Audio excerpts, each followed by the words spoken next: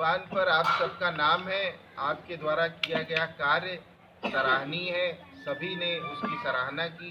कुछ संदेश मुझे व्हाट्सएप से मिले हैं, कुछ लोगों ने कह के बताए हैं, तो ये बड़ी प्रशंसा की बात है आप सबके लिए और आप सब बधाई के पात्र हैं। और ये स्वच्छता का अभियान सतत चलते रहना चाहिए, अनवरत चलते रहना चाहिए। स्वच्छता हमारे जीवन का महत्वपूर्ण अंग है। ये स्वच्छता का अभियान कल जो हमारे बापू हैं महात्मा गांधी जी, उनका जन्म दिवस 2 अक्टूबर 1869 में हुआ था और स्वच्छता के लिए वो जीवन भर लगे रहे, प्रयास करते रहे और उनका ये मानना था कि हम लगे रहेंगे, धीरे धीरे लोगों में क्रांति आएगी। काफ़ी हद तक भारत में लोग स्वतंत्रता के प्रति, स्वच्छता के प्रति जागरूक हैं। अभी कुछ लोग जागरूक नहीं हैं, जो नहीं जागरूक हैं वो भी समय के साथ जागरूक होंगे और स्वच्छता से बहुत से लाभ, अनगिनत लाभ। आप एक बात जान लीजिए कि एक बार बापू सेवाग्राम गए, वर्धा से सेवाग्राम गए, तो वहां जाके देखा कि वहां के लोगों का जो जीवन स्तर था वो बहुत खराब था। लोग गंदे रहते थे, गंदे तरीके से खाना खाते थे और गंदगी फैलाते थे। स्वच्छता के तरफ उनका कोई ध्यान नहीं था। बापू ने अपने कुछ कार्यकर्ताओं के साथ वहां एक काम शुरू किया।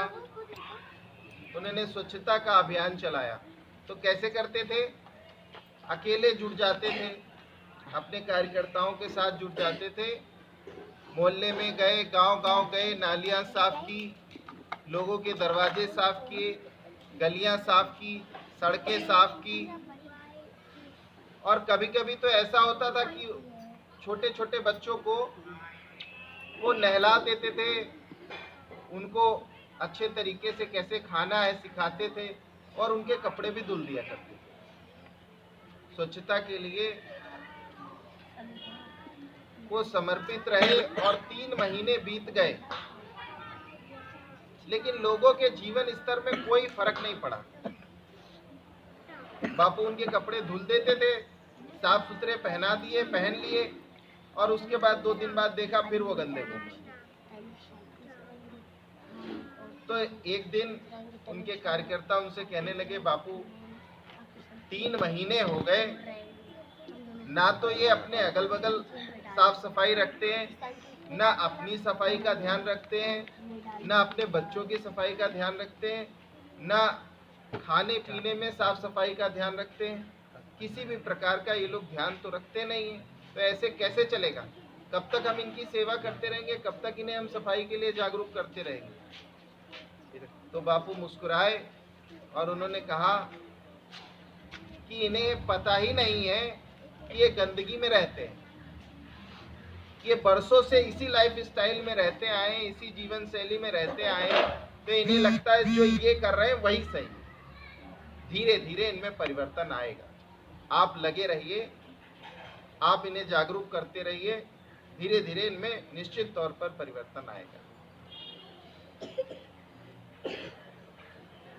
उसके बाद उसी के क्रम में एक अधिवेशन हुआ। तो उस अधिवेशन में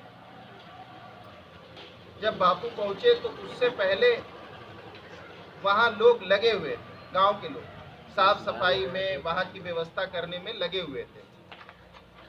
तो बापू देख के मुस्कुराए और कहा कि जिस काम को, अपने कार्यकर्ताओं से कहा कि जिस काम को आप असंभव बताते थे, आज देखिए तकरीबन 1200 की संख्या में लोग लगे हैं साफ सफाई और व्यवस्था में। तो ये कैसे संभव हुआ? ये संभव हुआ प्रेम से और बुद्धिमत्ता से। प्रेम अर्थात कोई व्यक्ति जैसे जिस शैली में रह रहा है उसको लगता है कि वही चीज सही है, तो उसको प्रेम से समझाना है कि आपकी जो लाइफ स्टाइल है, आपके जो रहने का तरीका है, ये सही नहीं है। इसको आप साफ सुथरा तरीके से रहिए, साफ सुथरे कपड़े पहनिए, खाना साफ सुथरा खाइए, है ना, बासी मत खाइए, सड़ा गला मत खाइए, कपड़े धुल के पहनिए और अपने अगल बगल स्वच्छता रखिए। तो लोगों को प्रेम से समझाया बापू ने, उनके कार्यकर्ताओं ने, लोगों को समझ में आया और वो गांव सेवा से, स्वच्छता से जुड़ गया। तो किसी भी कार्य को करने के लिए सतत लगे रहना पड़ता है और लोगों की मानसिकता एक दिन में नहीं बदलती। मानसिकता किसी चमत्कार से नहीं बदलती, मानसिकता धीरे धीरे बदलती है। पीढ़ी दर पीढ़ी वही चलता चला आ रहा है, तो उसको काटने में, छाटने में समय लगे। इसलिए किसी भी काम को करें, किसी भी अभियान को चलाएं, किसी भी अच्छे काम को करें, तो आप ये न सोचें कि इसमें कोई सफलता नहीं मिल रही, 1 दिन 2 दिन 10 दिन महीने भर बीत गए, कुछ लाभ नहीं दिख रहा, ऐसा नहीं है। उसको लाभ मिलेगा, उसमें लाभ मिलेगा आपको। जब लोगों की मानसिकता बदल जाएगी, लोग आपसे जुड़ जाएंगे। जब हम बाल संस्कार शाला के लिए आए थे तो कितने लोग यहाँ आते थे? बहुत कम, 4 5 6 की संख्या में आते थे। अब हम लोग 30 40 की संख्या में आने लगे। क्या है, आपसे लोग प्रमोट हो रहे हैं, आपको देखते उन्हें अच्छा लगता है, और आपकी जीवनचर्या, आपकी दिनचर्या, आपके जीने का तरीका, आपके रहने का तरीका, जब लोग अपने घरों में सो रहे थे तो आज आप उनका दरवाजा साफ कर रहे हैं। ये आम बात नहीं है, ये छोटी बात नहीं है। कोई आदमी अपना नहीं करता है, दूसरे का क्यों करेगा? और जब आपके मन में ये भावना आ जाएगी कि हमें स्वच्छता रखनी है, अगर प्रत्येक व्यक्ति अपने घर का दरवाजा साफ रखने लगेगा तो कहीं गंदगी रह जाएगी? कहीं नहीं रह जाएगी। अगर प्रत्येक व्यक्ति आप में से ये सोच ले कि मुझे अपने कपड़े व्यवस्थित रखने, साफ सुथरे रखने, अपने घर का काम स्वयं करना है, साफ सफाई, जो चीज जहां रखी है उसको वहीं रख दिया, जो चीज जैसे रखी वहीं रख दिया, तो इससे क्या होगा, एक व्यवस्था का क्रम चल पड़ेगा। बिस्तर से सो के उठे, बिस्तर सही कर दिया, तकिया रखी थी उसको सही कर दिया, चादर जो उड़े थे उसको तय करके रख दिया, तो माताजी पिताजी को भी काम कम लगेगा और आपके अंदर एक भावना आ जाएगी कि हमें सिस्टमेटिक रहना है, स्वच्छता से रहना है। ताजा खाना खाइए, धुले हुए कपड़े पहनिए। अब मैं देखता हूँ प्रायः क्या विद्यालयों में बच्चे जाते हैं और पेंसिल अपनी शार्प करते हैं, छीलते हैं और उसका छिलका फेंक देते हैं। तो एक आपके अंदर एक भावना आनी चाहिए, धीरे धीरे आ जाएगी। आइसक्रीम खाया, आइसक्रीम का रैपर उठा के फेंक दिया। प्रसाद खाया, कितना अच्छा काम, नेक काम, भगवान के सत्संग में गए, भगवान की कथा सुनने गए और प्रसाद खाया और लिफाफा लपेट के सड़क पे फेंक दिया। ऐसा नहीं करना है आपको, आप सबको, किसी को नहीं करना।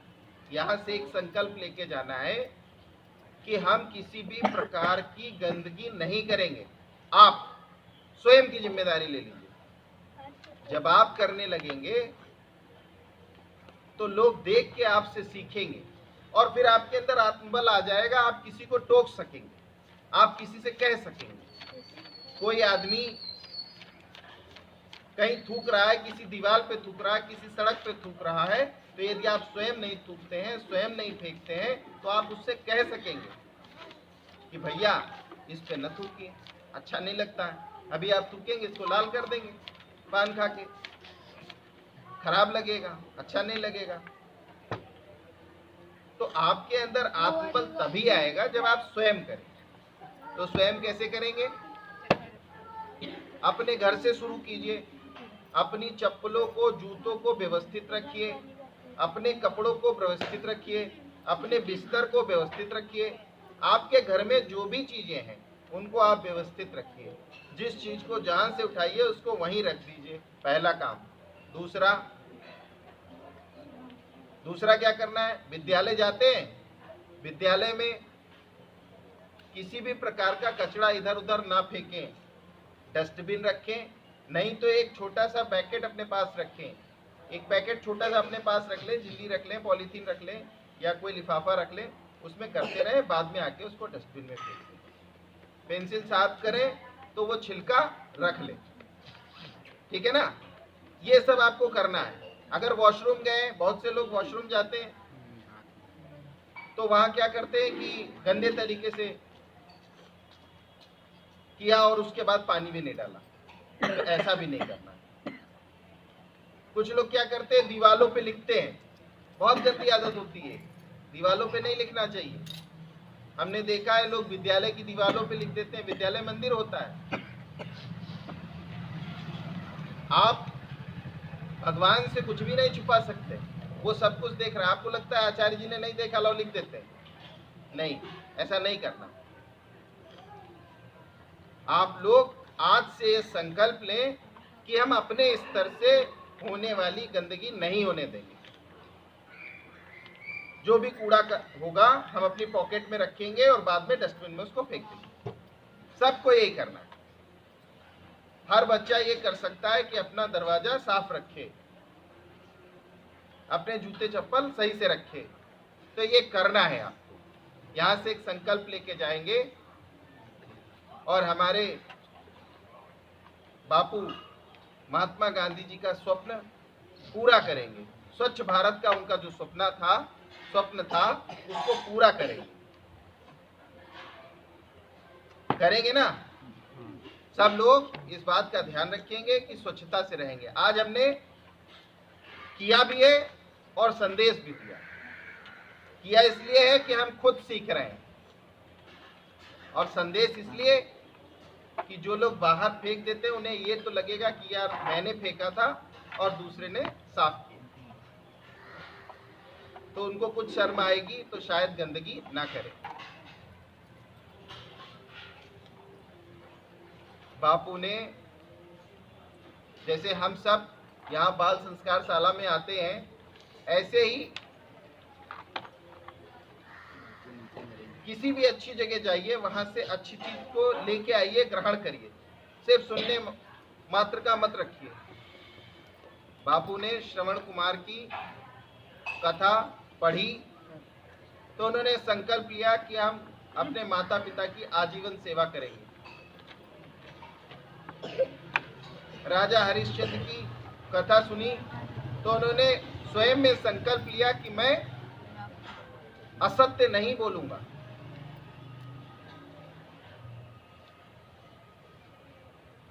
उन्होंने ये संकल्प लिया कि हम ऐसा नहीं करेंगे।